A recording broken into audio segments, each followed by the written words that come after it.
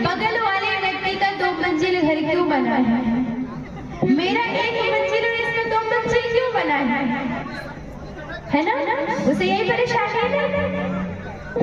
इसी तरह सेठ जी थे तो वो अपने पड़ोसियों से बड़ी ईर्ष्या करते थे, बहुत चलते थे। तो एक बार उनके यहाँ संत जी आए। अब जब संत जी आए तो संत जी की खूब सेवा करी बढ़िया। तो संत जी प्रसन्न होकर के उनको एक शंख देते हैं। क्या देते हैं? शंख देते हैं और बोला कि बेटा जब तुम इसे बजाओगे तो तुम्हारी मनोकामना पूर्ण हो जाएगी, तुम्हारी इच्छा पूर्ण हो जाएगी। तो महाराज सेठ जी का घर 1 मंजिला बना, वो भी टूटा फूटा पुराने जमाने का। तो बारिश हुई तो घर में बढ़िया पानी आ गया। तो पति ने कहा कब के लिए शंख रखता है, अब जरूरत है तो बजा दो। तो जैसे ही सेठ जी ने शंख बजाया और बोला मेरा 1 मंजिला घर बन जाए, तो पड़ोसियों का 2-2 मंजिला बन गया। क्यों? क्योंकि संत जी ने कहा था कि जो तुम मांगोगे तुम्हें तो मिलेगा, लेकिन तुम्हारे मांगे की दुगना तुम्हारे पड़ोसियों को मिलेगा।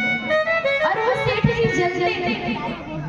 अब आज जैसे ही पड़ोसियों का 2-2 मंजिल मकान देखा, सोने लगा कि महाराज ये क्या, पड़ोसियों से जो जलन रखे उसका सुख कैसे दे सकता है। समय आया तो उन्होंने कहा भाई देखा नहीं गया, तो शंख बजाया और कहा कि मेरे घर के आगे एक कुआं हुआ। तब जैसे उनके घर के आगे एक कुआं हुआ तो पड़ोसियों के घर के आगे 2 कुएं हो गए। अब 2 कुएं हुए तो फिर भी नहीं देखा गया। अब पड़ोसी बढ़िया कुछ न कुछ व्यवस्था करके निकलने लगते हैं। तो सेठ जी ने सोचा कि मेरे पड़ोसी प्रसन्न कैसे रह सकते हैं, क्या करूं कि भाई ये प्रसन्न न रहे। अब सेठ जी ने शंख बजाया और कहा मैं एक आंख से अंधा हो जाऊं। अब सेठ जी एक आंख से अंधे हुए तो पड़ोसी दोनों आंख से अंधे हो गए और उस कुएं में गिर गए। तो भाई ये है हमारी ईर्ष्या। देखिए कभी भी किसी से ईर्ष्या नहीं करनी चाहिए। ईर्ष्या करने से खुद आप परेशान होंगे, मिलने वाला कुछ भी नहीं है। आप सोचो कि कुछ लाभ हो जाएगा तो लाभ कुछ नहीं होगा, बल्कि आप ही परेशान होंगे। तो इसीलिए ईर्ष्या मत करिए। अगर बनना है तो प्रभु श्री राम से कुछ सीखिए, उनकी तरह बनिए। प्रभु श्री राम की कथा हमें जीवन जीना सिखाती है कि हमें अपने जीवन में कैसे रहना चाहिए, हमें अपना जीवन कैसे व्यतीत करना चाहिए, कैसे जीना चाहिए। और सच बताए तो प्रभु ऐसे ही नहीं मर्यादा पुरुषोत्तम कहलाए, उन्होंने बड़े बड़े त्याग किए हैं। महल में जन्म तो अवश्य ही लिया, लेकिन देखिए 14 वर्ष किस प्रकार वनवास में पिता का वचन को निभाया। आजकल के बच्चों को कोई बात आ जाए, 1 वर्ष के लिए भी बाहर बोल दिया जाए तो कोई पालन नहीं करेगा, बोलेगा कि जाओ आप रखे रहो अपने वचन से। रघुकुल रीत सदा चली आई, प्राण जाए पर वचन चल जाए, क्योंकि रीति है। और सच बताए तो जिस प्रकार ये रघुकुल है, अगर सब लोग वैसे हो जाए, प्रभु श्री राम की तरह हो जाए, तो आपका भी घर अयोध्या धाम की तरह होगा। जिस प्रकार आप लोग बोलते हैं ना हमारा 2 मंजिला मकान है, फिर वो मकान नहीं रहेगा, मंदिर बन जाएगा। आप लोग मकान बोलते हैं, वो फिर मंदिर हो जाएगा, मकान नहीं रहेगा। तो बड़ा ही प्यारा भाव है। नगरी हो अयोध्यासी, रघुकुल साधरा नाम, चरण राघव के जहाँ में राखी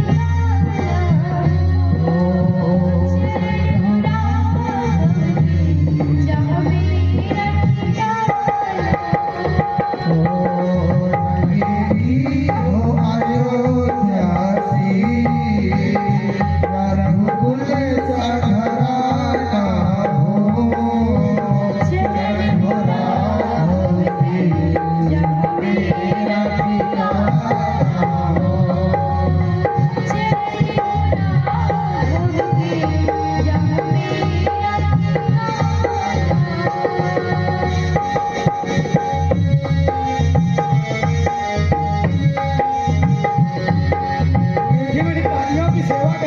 उठा के दो हाथ में एक साथ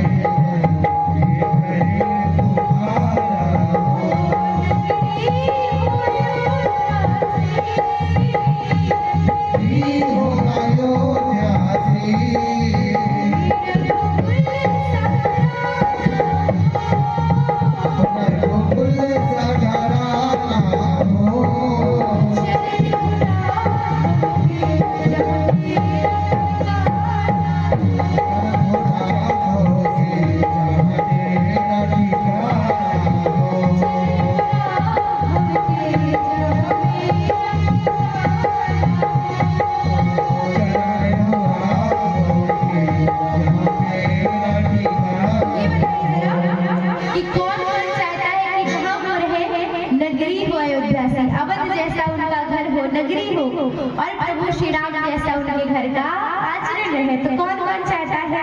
जरा उठाएंगे तो रात प्रेम से और भाव से बोलेंगे, नगरी हो अयोध्या सी, नगरी हो अयोध्या सी, कि रघुकुल सा घराना हो।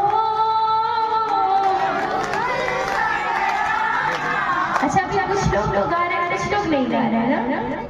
जरा उठाएंगे और सब लोग एक साथ प्रेम से, जहाँ